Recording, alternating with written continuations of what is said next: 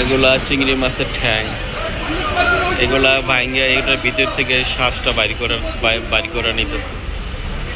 এই যে দেখেন কিভাবে বাইর করে, এই শ্বাসটা বাইর করে নিতেছে চিংড়ি মাছের ঠ্যাং থেকে এই শ্বাস বাইর করে এই যে রাখতেছে।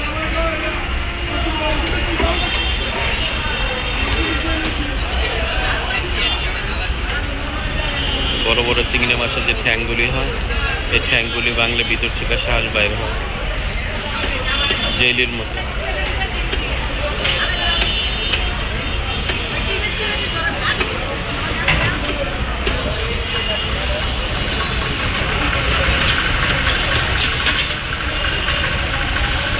অনেকে সুস্বাদু বলে আর কি, যারা খায় তারা বলে খুবই স্বাদের হয়।